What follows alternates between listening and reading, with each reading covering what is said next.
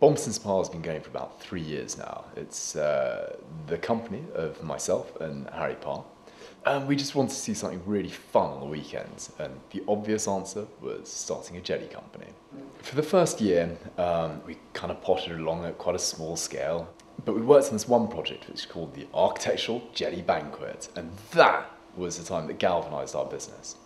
So for the Architectural Jelly Banquet, what we did is we challenged all the world's architects to come up with jelly designs, and we said, right, we'll make them all. So we literally got hundreds of entries from all around the world of some of the world's greatest architects submitting jelly designs. So we had jelly designs from people like Lord Foster, Lord Rogers. Most of our projects are self-started. So, Harry and I sit down in the pub, normally in the pub, and just think about what are things that are interesting for us to do.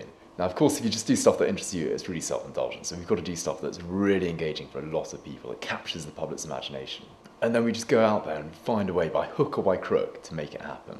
I guess probably one of the most ambitious things we've done to date is the Courvoisier Complete History of Food. It's very difficult to explain. We created a walk-through dinner adventure, and people literally ate their way through 730 years of history. But with it, we're doing things like we had a whole flooded dining room with hundreds of eels in the water. We had the world's first bioresponsive food as well, a jelly that pulsated in time with your pulse and changed colour depending on your mood.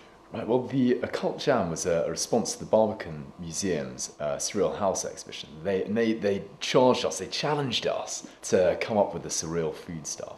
Because their exhibition is all about domesticity, we thought about what is the most mundane food stuff, the stuff that's on your breakfast table, you never really think about it.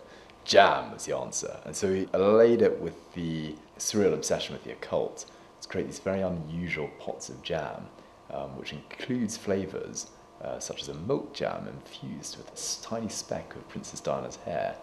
Well, our last project was the Ziggurat of Flavour at the Big Chill Festival. And it was incredible. We made a 3-story vertical labyrinth where you went inside a spatialised cloud of vaporised fruit. Literally, if you had your hand in front of your face like this, you wouldn't be able to see it because there'd be so much orange, lemon or pineapple in the air between you and your hand. And we worked with a number of different doctors so that as you're breathing in, as you're inhaling the fruit, you got one of your 5-a-day through your lungs and eyeballs. Well, I think jelly's pretty universal, actually. If you slap a jelly on the middle of the table, it reawakens everyone's childhood. It just has this magic.